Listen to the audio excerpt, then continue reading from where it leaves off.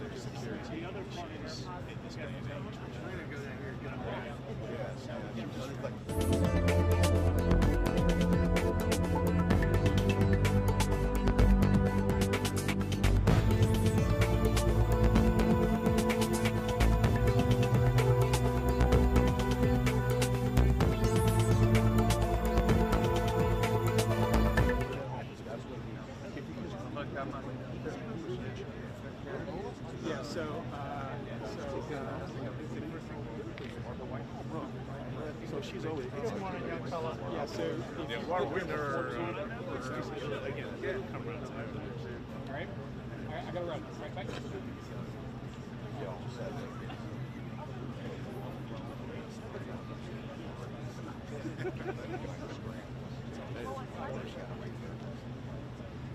Actually, I gotta go back out. I have a vision.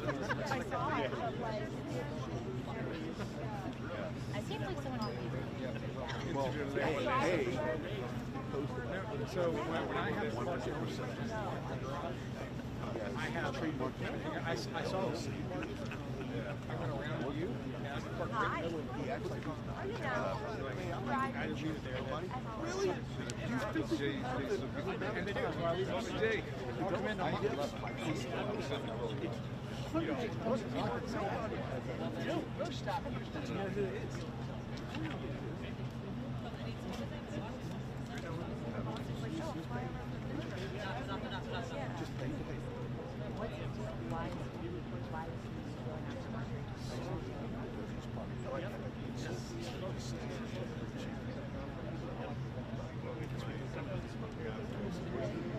Great. Oh yeah. It wasn't.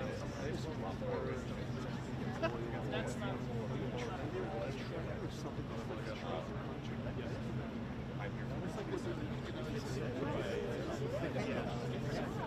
Doesn't take me enough pieces to see. Yeah. You could say that.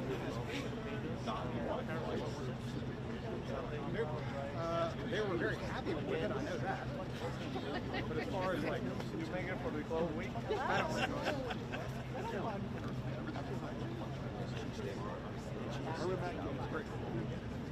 Yes.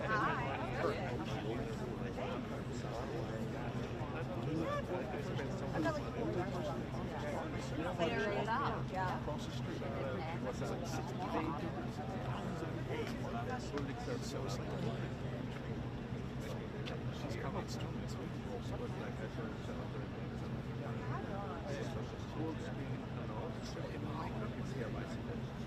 I don't think he sat in the car and who has to be the one to apologise to make it right. Which means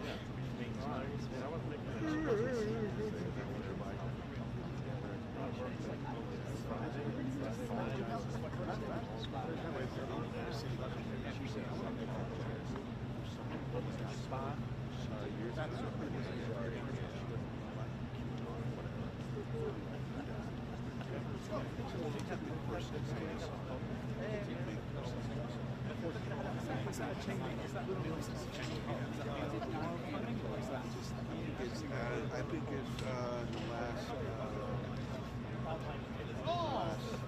I think it's just like the other video. So the talker was also because you kind of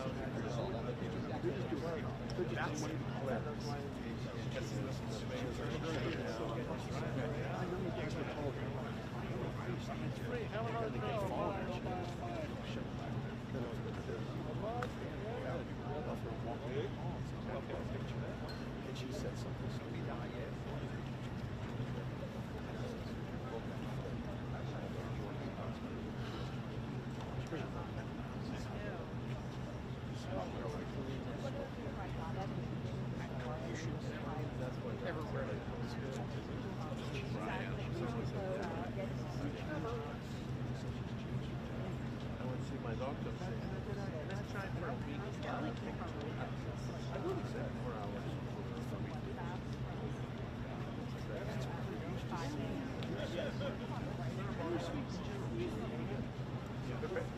She's like, you're right. Does she really think it's going right? Oh, you're right. Talk for all.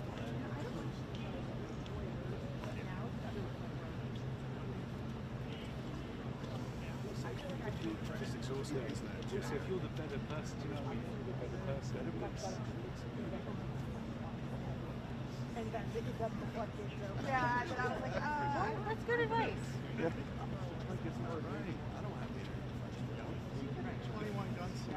Oh, we don't know they are. It's in Ceremonial. Already, I'm rolling already. You are okay. But I have to get them to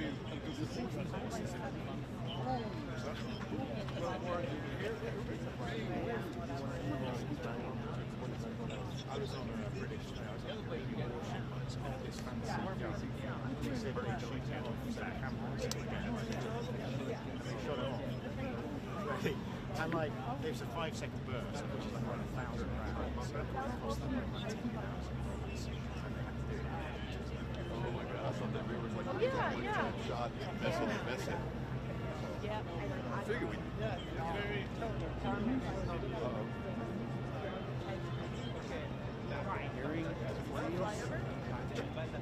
I don't want to stay for my shot, so I'm going to get off away from the music.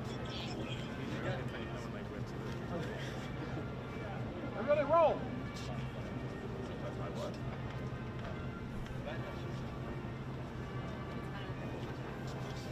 They have to be a standing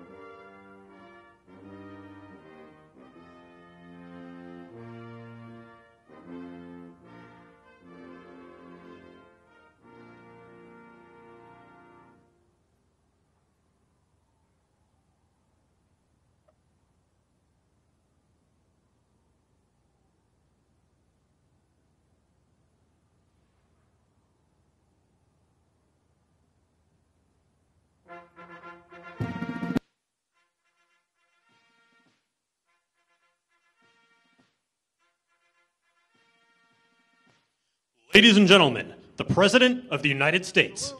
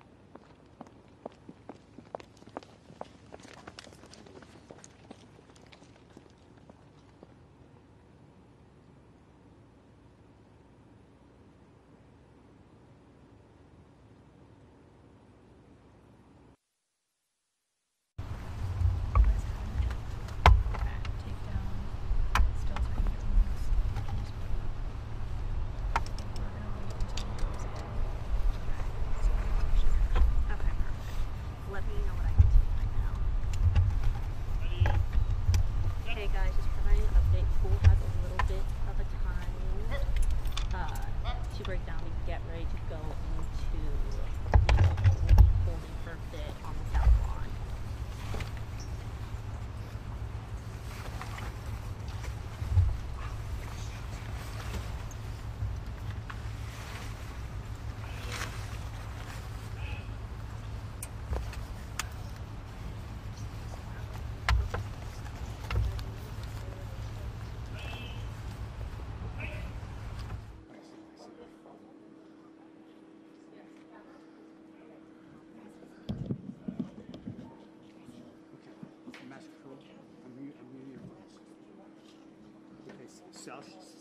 South should be on.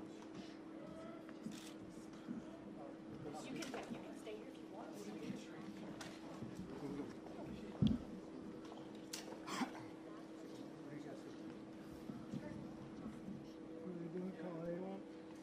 What's that? They doing a colony one? Yeah. So I'm just gonna sit here. Pick them up here. But they haven't done the colony yet. No.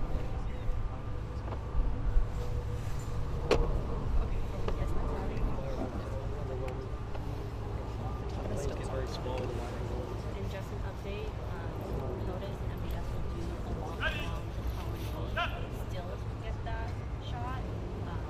Trump will not. Don't call that.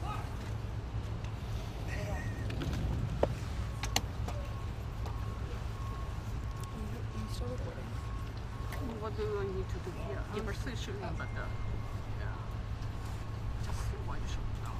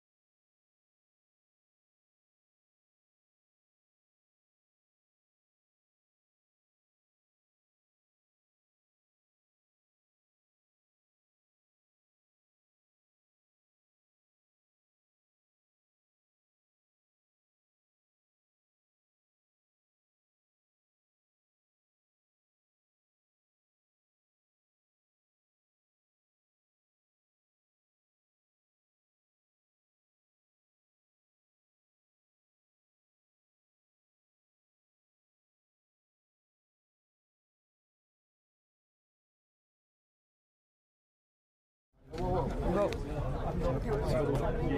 Stills.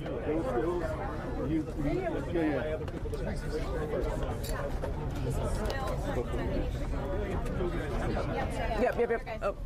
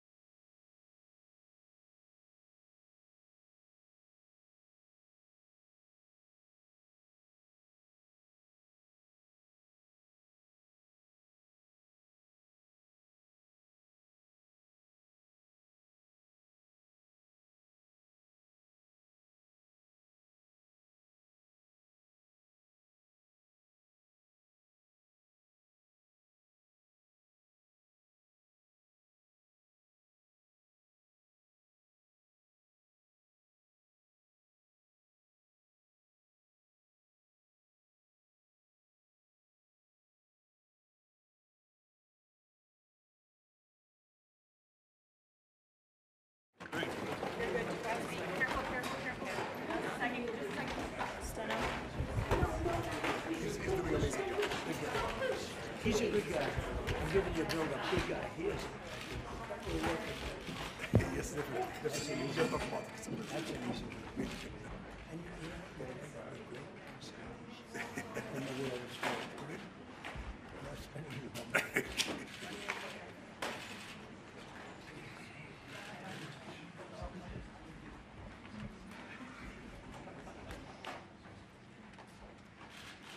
Well, thank you very much, everybody. We have a extremely respected man in the Oval Office today, and a friend of mine for a long time, a very good friend of mine. And I'm very proud of the job he's done. What he's done is incredible in terms of human rights and everything else. And he's the Crown Prince, the future king, and I just want to pay my greatest respect to your father, the king, who is an amazing man. I met him early on. He greeted me at the airport at an age that was pretty high up there, and it was about 117 degrees, and he was standing on the red carpet as I came out of the plane. And he's amazing. And when I met his brilliant son, it was at the Oval Office. Shortly thereafter, you came in representing the country, and I called the father. I said, "This guy is fantastic." And I don't know if that helped you or hurt you, but obviously it couldn't have hurt too much, because here you are, right? But we had a great meeting, and the office has changed quite a bit, and we inherited a mess. You actually told me you thought the country was in big trouble. I'm not going to use the exact word that you use. I refuse to say that you thought our country was dead a year and a half, 2 years ago, but our country was in trouble, and now we have the hottest country in the world. You said that also. And we do. We have the United States is right now the hottest country in the world. And between the tariffs and the election, November 5th election, we've done things that nobody can believe.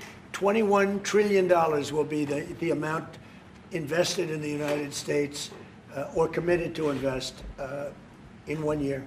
So I'm here 9 months. We're up to almost $18 trillion. Biden, as an example, the Biden administration, if you call it that, it's not to me, it was the Biden lack of administration. They were less than $1 trillion for 4 years. We're going to be $21 trillion for 1 year. I think that's hard to believe.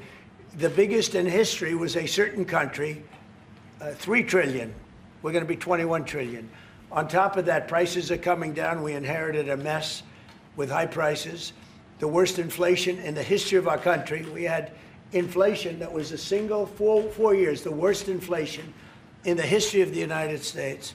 Gas prices through the roof, and that's after destroying our petroleum reserve, which was meant for wars and big emergencies, not to try and win an election.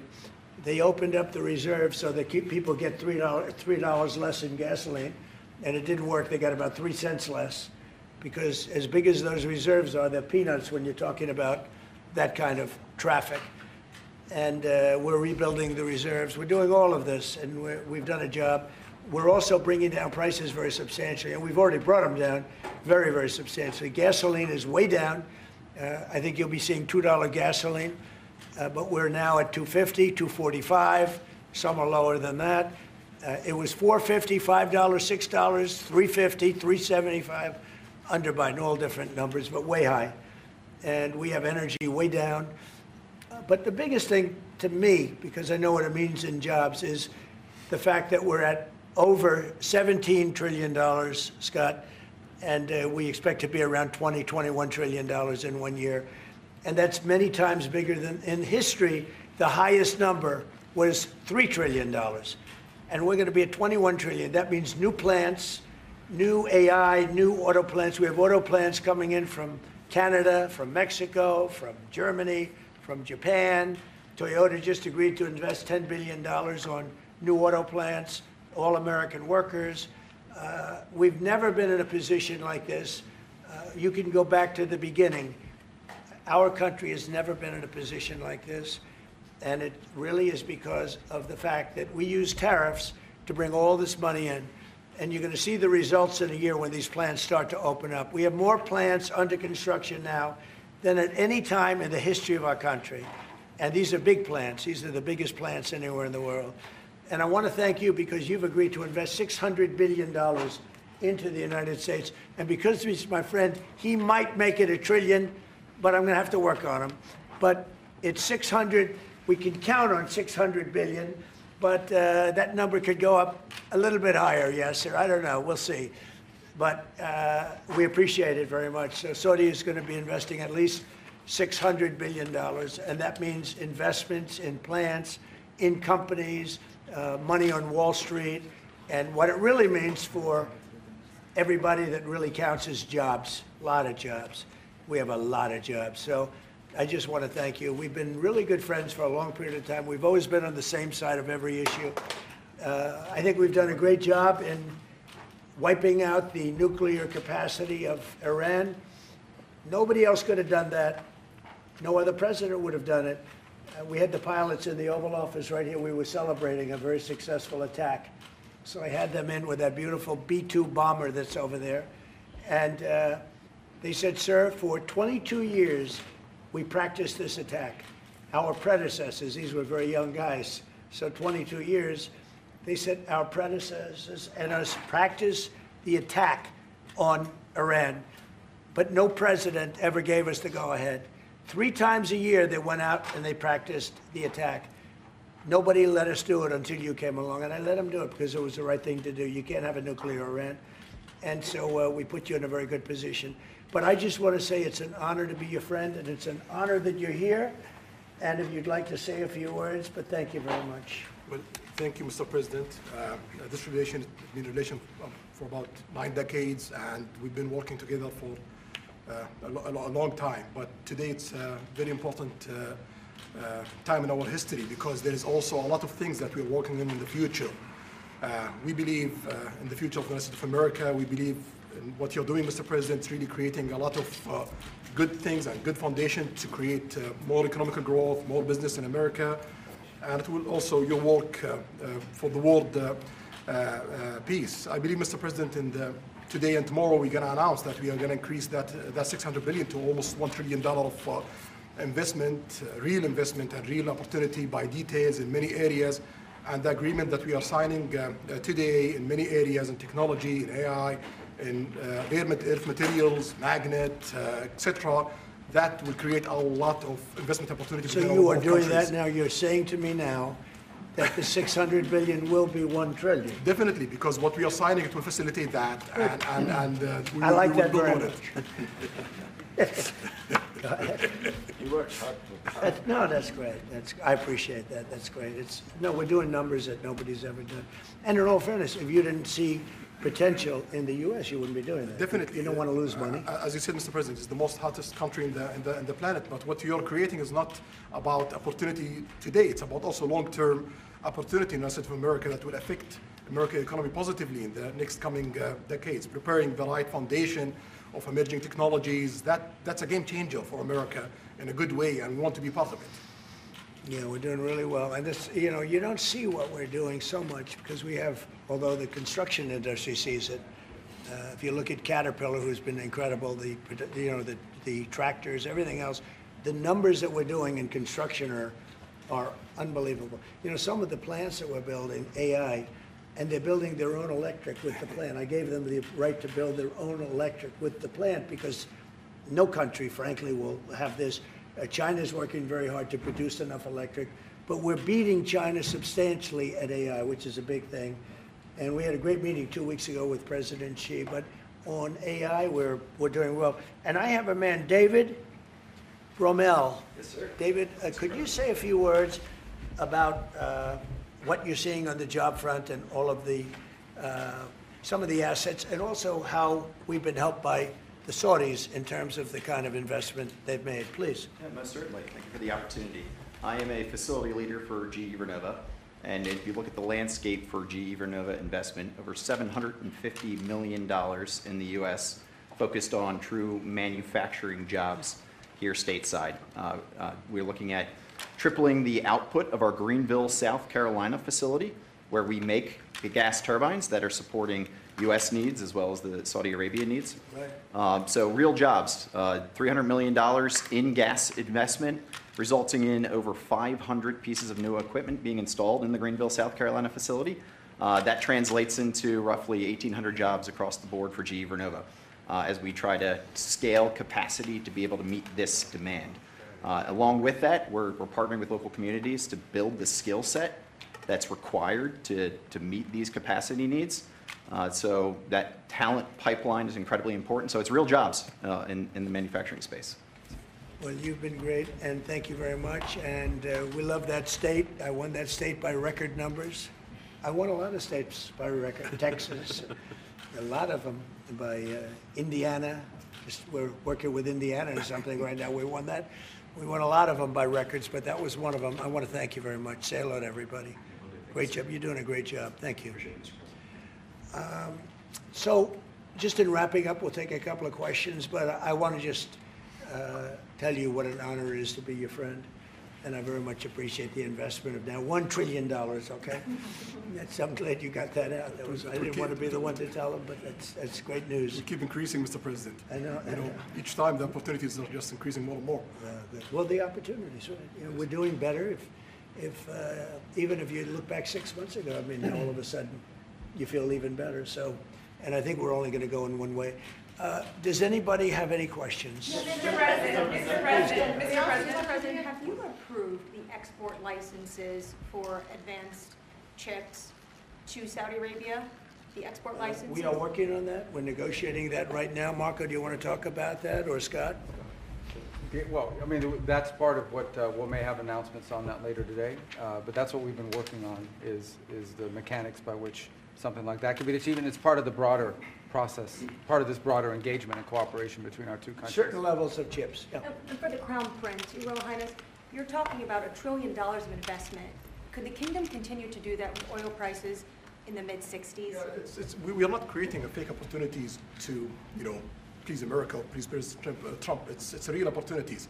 For example, when you ask about the AI and the chips, Saudi Arabia have a huge demand of, a huge need of computing power, and we're going to spend in the short term around $50 billion by consuming those semiconductors for our needs in Saudi Arabia. And with the agreement that we're going to have with North America, that will allow us to focus that consuming power in the short term by $50 billion from North America, and long term with hundreds of billions of dollars in the long term. So there's a lot of real opportunities that fit to our need in Saudi Arabia and fit to our investment strategy. Mr. President, is it appropriate, Mr. President, for your family to be doing business in Saudi Arabia while you're president? Is that a conflict of interest? And Your Royal Highness, the U.S. intelligence concluded that you orchestrated the brutal murder of a journalist. 9/11 families are furious that you are here in the Oval Office. Why should Americans trust you? And the same to you, Mr. President. Now, who are you with? I'm with ABC News, sir. You're with who? ABC News, sir. Fake news, ABC fake news, one of the worst in the business. But I'll answer your question. Thank you. I have nothing to do with the family business. I have left, and when I've devoted 100% of my energy. What my family does is fine. They do business all over. They've done very little with Saudi Arabia, actually. I'm sure they could do a lot. And anything they've done has been very good. That's what we've done. We've built a tremendous business for a long time. I've been very successful. I decided to leave that success behind and make America very successful. And I've made America more successful by far than it ever was, and that it ever could have been, no matter who was president. There would be nobody bringing in $21 trillion, that I can tell you right now. As far as this gentleman is concerned, he's done a phenomenal job. You're mentioning somebody that was extremely controversial. A lot of people didn't like that gentleman that you're talking about. Whether you like him or didn't like him, things happen. But he knew nothing about it, and we can leave it at that. You don't have to embarrass our guest by asking a question like that. Okay, just you ask, Mr. President, if you allow me to answer. I feel painful about, families of 9/11 in America, but, we have to focus on reality. Reality based on CIA documents and based on a lot of documents that Osama bin Laden, he used Saudi people in that event for one main purpose, is to destroy this relation, to destroy the American-Saudi relation. That's the purpose of 9/11. So whoever buying that means they are helping Osama bin Laden's purpose of destroying this relation. He knows that strong relation between America and Saudi Arabia, it's bad for extremism, it's bad for terrorism. And we have to prove him wrong and to build our relation, to continue developing our relation. It's critical in the safety of the world. It's critical against extremism and terrorism. About the journalists, it's really painful to hear, anyone that been losing his life for, no real purpose or not in a legal way, and it's been painful for us in Saudi Arabia. We've did all the right steps of investigation, etc., in Saudi Arabia, and we've improved our system to be sure that nothing happened like that, and it's painful and it's a huge mistake, and we are doing our best that this doesn't happen again. Mr. President, Thank you, Mr. President. The Crown Prince has been instrumental in helping lifting the sanctions on Syria. Will there be any joint investment between the U.S. and Syria? And will you visit Damascus? Are you from Syria? No, but Where are you from? I'm from Palestine. Oh, you're making a lot of progress, huh? Very good. Well, they like me. The Palestinians like me. The Palestinians are doing very well, actually. I think we're working very closely with a lot of people to make everybody happy, including Israel, the Palestinians, and everybody. That's very interesting. No, I think that I will tell you, the Crown Prince called me, and he specifically asked me if I would lift the sanctions on Syria, because he wants to see Syria make it. As you know, the leader of Syria was just here, and we had a great meeting, and he's a strong guy, and I guess you need a strong person to run it. And I think Syria's made tremendous progress. We did lift the sanctions at the request of the Crown Prince. Also, the president of Turkey, Erdogan, called me specifically. He said, if you don't lift the sanctions, Syria doesn't have a chance. If you do, they have a very good chance. And between the two of them and some others, I lifted the sanctions. And the results so far have been pretty good. Mr. President, can I ask you a question about the F-35s that are being sold to Saudi Arabia? Are these the same ones that are being used by the Israeli military? And if so, how does that allow for the qualitative military edge for Israel?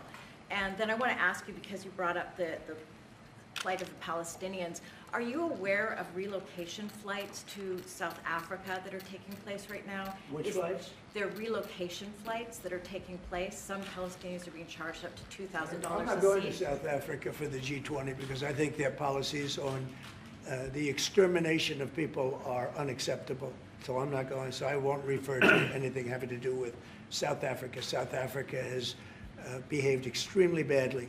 But I will say that when you look at the F-35 and you're asking me, is it the same? I think it's going to be pretty similar, yeah. How will that This affect? is a great ally, and Israel's a great ally.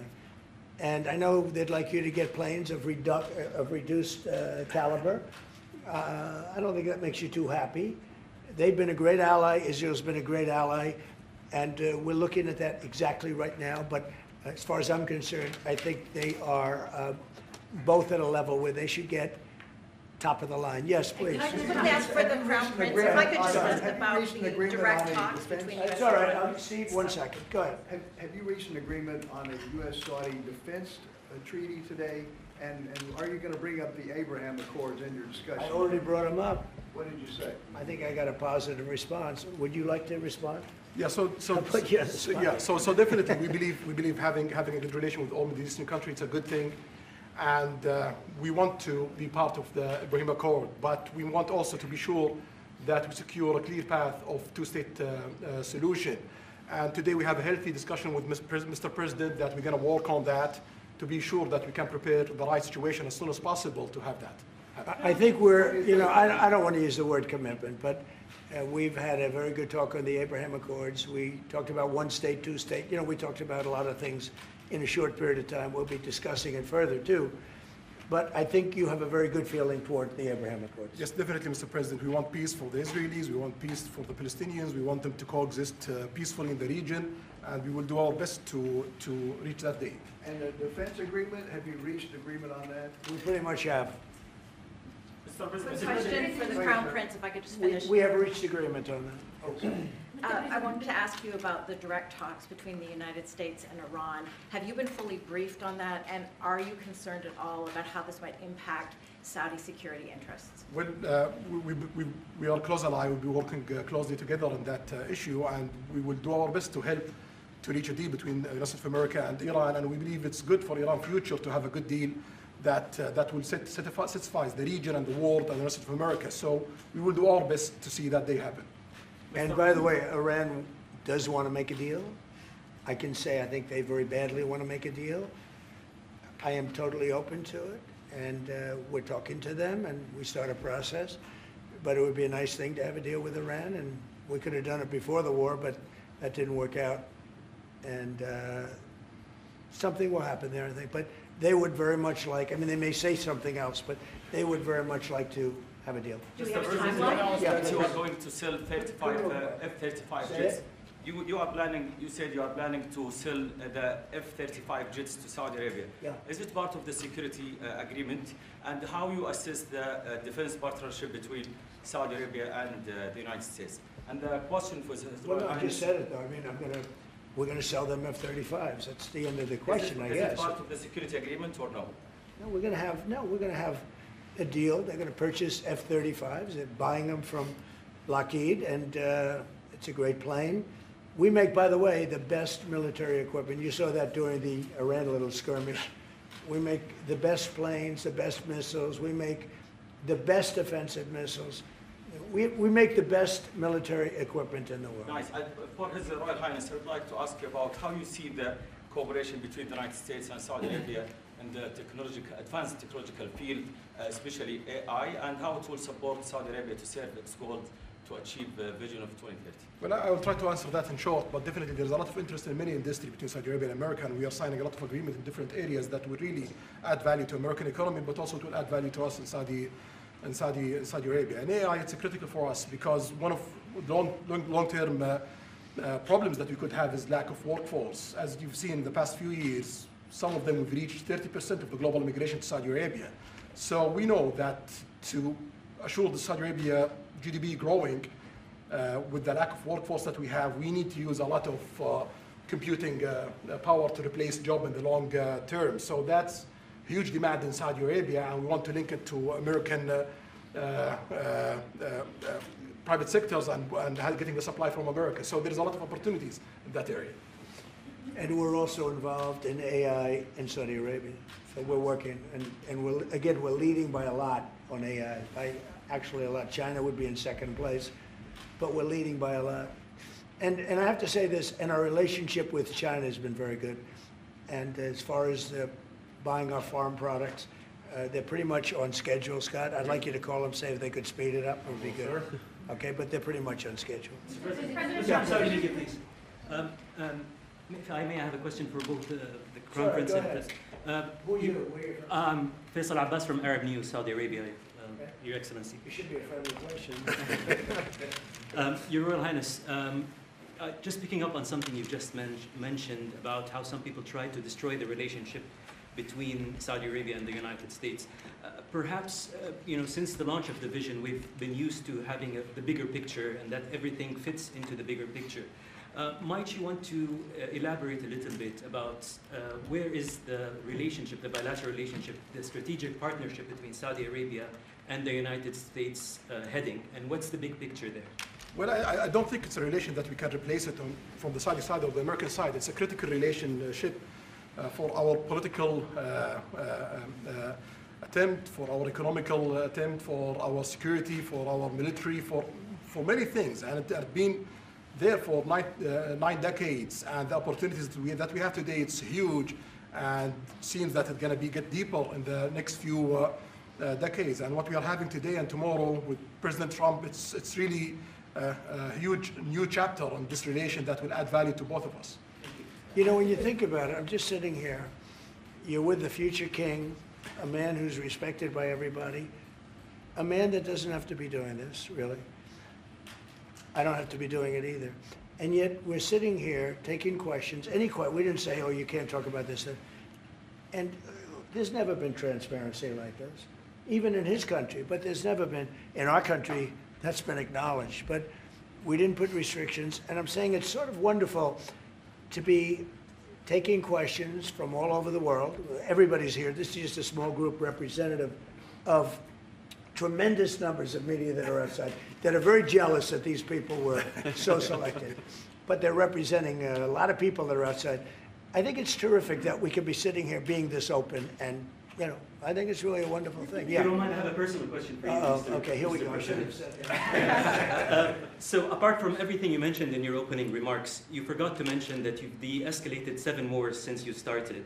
At least in our part of the world, you are seen as a peacemaker. And adding that to all the executive orders and everything else you've mentioned, I really have to wonder, you, in your speech in Saudi Arabia, I was there, you said that His Royal Highness does not sleep at night thinking how he does things better. We wonder in Saudi Arabia, how do you manage your own time? And what's your formula for management? He does not sleep much, and I don't sleep much. I think we have the same schedule. We're thinking about our countries. And if you sleep a lot and you're president, we just had one that slept more than any president. He broke every record. He sleeps all the time, during the day, during the night, on the beach.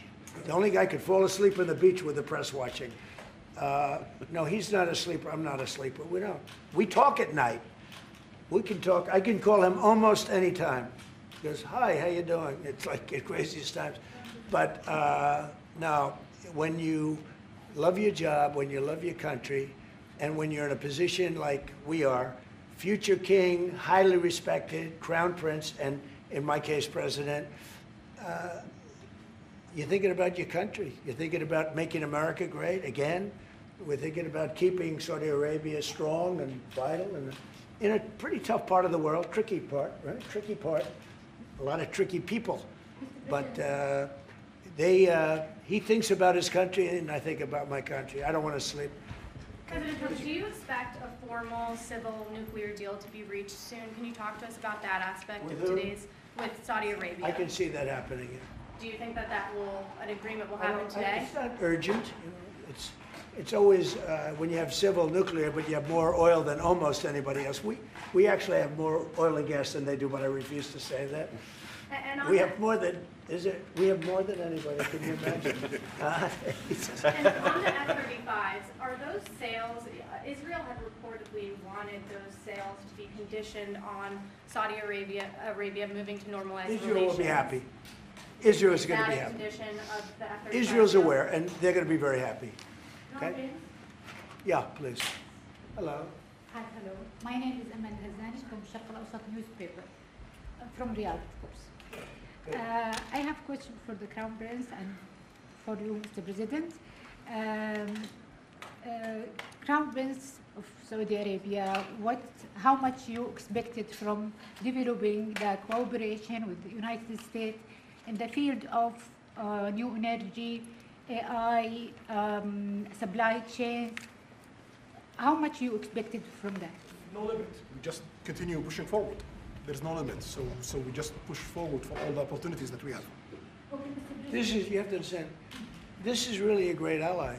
Just the fact that they're now doing, I came in here at 6, I did not know that. I was pushing for the 1 trillion, but he didn't tell me that. Now he told me. This is a great ally of ours. You know, when you invest $1 trillion, that's national security for us too, because it creates jobs, it creates a lot of things. And I would say, Scott, right, when you hear one country is putting $1 trillion into the United States, that creates national security. And, you know, I think that they don't have to say that, but I think a big part of that is also the fact that tariffs are in play. But even beyond tariffs, that's a real ally that will do that. Creates a lot of power for the United States. We are also in Saudi Arabia very happy because this much of Saudi money is a function here, and of course it's come back for us for benefits. So it's complementary interest. So this is the I think what's different the friends and ally do. Well, look, I love the country of Saudi Arabia. I know the people very well. The level of treatment that we go when we go to Saudi Arabia is something that is incredible. And the people like us, and I think they really like America, especially when I'm president. I mean, I don't think they liked America so much maybe for 4 years recently. I think Obama treated Saudi Arabia very, very badly, as you know. And I think Biden didn't have any idea where the hell he was. I don't think Biden knew the difference. How would you describe the future relationship with Saudi Arabia? I mean, from the strategic aspects, how would you describe that? Say the relationship is with? Yeah, I would say top of the line. It's as good as it can. I don't think it can get much better. We have a country that trusts us, and that's why they make that investment. If they didn't trust us, they couldn't make that investment. And we trust them. They've been very reliable. Now I rebuilt our military in my first term, and we spent trillions of dollars, and we gave away some of it in Afghanistan stupidly because we had stupid people running our country. But we gave away, but that's, as much as it was, it's a tiny fraction of what we put here. And we're bringing our military to a new level, the highest level ever. We have those plants are going out. And again, it's all American jobs and everything, so it's good for a lot of reasons. But as far as Saudi is concerned, no, I don't think our relationship could be better. I don't think they had a great relationship under Biden, and I don't think they had a great relationship under Obama. But they have a great relationship under Trump. When we did the presidential Walk of Fame, you saw that, right? And we're walking, and I asked the Crown Prince, so outside of Trump, because I blow everyone away, who was the best president for Saudi Arabia? And you could, maybe, it's an interesting answer, I don't know. Roosevelt, who started it, which is a Democrat. And Reagan, he's one of the historical presidents that have close ties with Saudi Arabia. But we've worked with all presidents. Does Trump blow them all away? No, it's another league, Mr. President. Mr. President, and Trump doesn't give a fist pump. I grabbed that hand. I don't give a hell where that hand's been. I grabbed that hand. Remember Biden? He travels for 20 hours, gets out, and he gives a fist bump. No. When you get out of the plane and you got the future king and the man who's one of the most respected people in the world, you shake his hand. You don't give him a fist bump, right? We don't want to ask you about that, but I can't imagine you were thrilled. You were like a little bit surprised. He's a fantastic guy. You don't do that. Yeah, please. We're getting closer to the end of the year. Have you started the interviews for the Fed chair? Yes. Who have you interviewed? I think I already know my choice. Who is it? Well, I liked him, but he's not going to take the job. He refused. You like Treasury better, right? Much better, sir. So we are talking to various people, and frankly, I'd love to get the guy currently in there out right now. But people are holding me back. He's done a terrible job, hurting housing a little bit. The truth is, we've been so successful, we've blown past his interest rate stupidity. He's been wrong. That's why I call him too late. He's too late. Jerome Too Late Powell. He was recommended to me by a guy that made a bad choice, and it's too bad. But despite that, it's having very little impact because we have all of these things happening. But it has an impact on housing to a certain extent. He's a fool. He's a stupid man. But we have some very good people. Yes, sir. You'll be sitting down with them in the near future, and we have some surprising names, and we have some standard names that everybody's talking about. And we may go the standard way. It's nice to every once in a while go politically correct. But we have some great names. Steve, please. Have you talked to President Maduro of Venezuela yet? Are you still open to that? He wants to talk. Yes, sir. Yeah, I'm open to talk. I talk to everybody.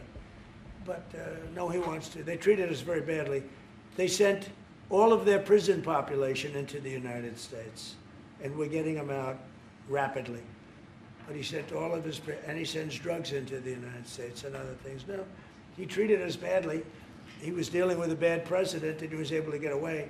We have now, I think we have the strongest borders anywhere in the world. Nobody's coming in unless they come in legally.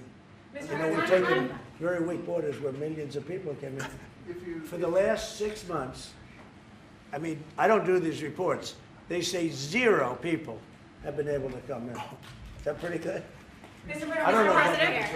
Mr. President, why wait for Congress to release the Epstein files? Why not just do it now? You know, it's not the question that I mind, it's your attitude. I think you are a terrible reporter. It's the way you ask these questions. You start off with a man who's highly respected, asking him a horrible, insubordinate, and just a terrible question. And you could even ask that same exact question nicely. You're all psyched up. Somebody psychs you over at ABC. They're going to psych it. You're a terrible person and a terrible reporter.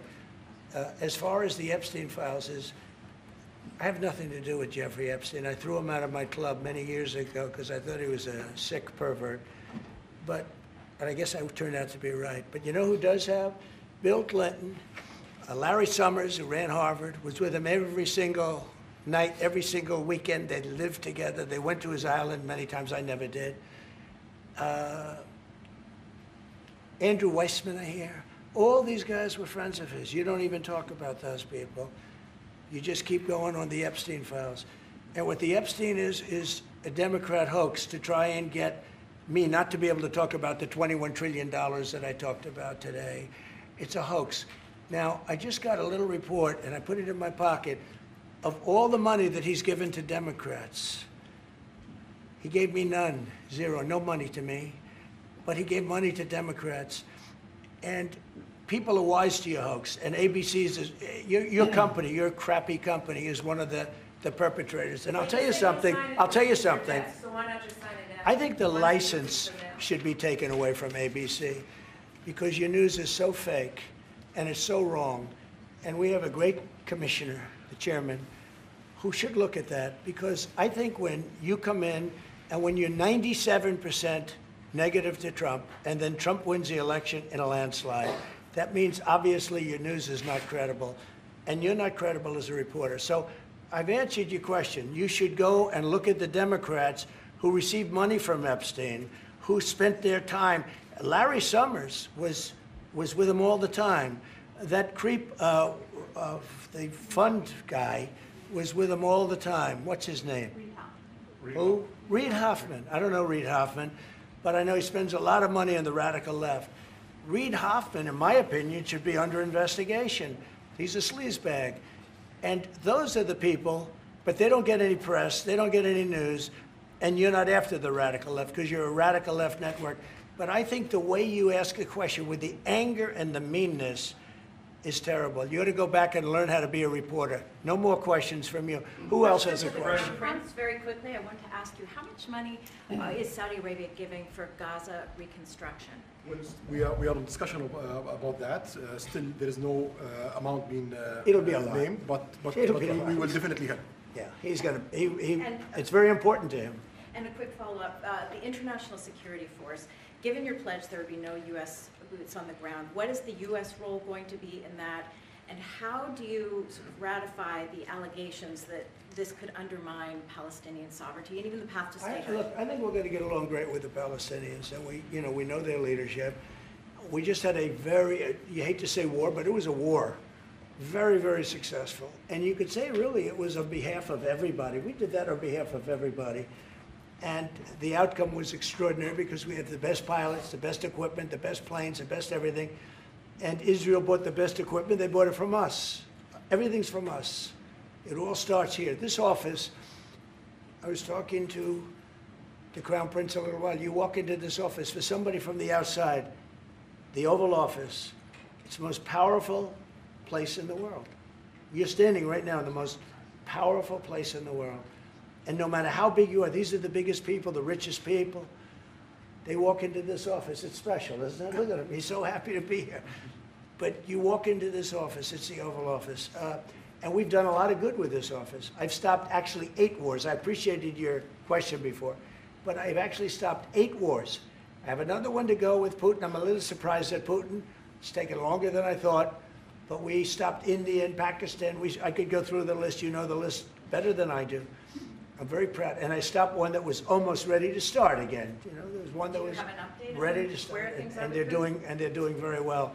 So and it all took place right here in the Oval Office, whether by telephone or whether by they came in. Many of these leaders have come in, and you know, they signed their peace deals right here in the Oval Office. So no matter if it's the biggest business people in the world or the greatest leaders in the world, the biggest leaders in the world, like the gentleman on my right, everybody walks into the Oval Office and they say, wow. And now, by the way, the Oval Office is in the kind of condition that it should be in. Whether you look at the walk or the marble floors or anything down the road, we're fixing the White House. And we're building one of the greatest ballrooms ever to be built. You know, we have an event tonight, and we're going to have about 118 people because we have a very small room. For 150 years, they've wanted a ballroom, and now you're going to get a great ballroom. And I have to say, I probably made a lot of enemies because in your honor, we're having a dinner tonight, a beautiful dinner tonight, and we have a very small room, right? It's called the East Room, and it's beautiful, it's lovely, but it's like for a little cocktail before you go into a ballroom. It's a very small room. They've wanted a new ballroom for 150 years. We could have sold the big ballroom out 3 times in honor of this gentleman. So I made a lot of enemies because I have a lot of people that are invited tonight or are unable to come because of the size constraint. But you know what we'll do before I leave office? We'll have another dinner because we'll have it ready long before I leave office, and it's going to be beautiful. It's you know, it's a very popular thing what we're doing. And by the way, no government funds. It's all put up private money, all private money. And in the case, I think it's there's a restriction on foreigners. Otherwise, I could have asked you just for a check, okay? But there's a restriction. These are all private individuals that put up a lot of money to build the ballroom. Not one penny is being used from the federal government. So it's really a nice thing. But I look forward to it. I just pointed it out. If this would be a perfect night to have that ballroom open, Susie. If we had that open, we'd have a lot of people very happy. Right now, we have a lot of unhappy people because they all want to be with us tonight to honor this great man. Thank you all very much. Thank you. Thank you.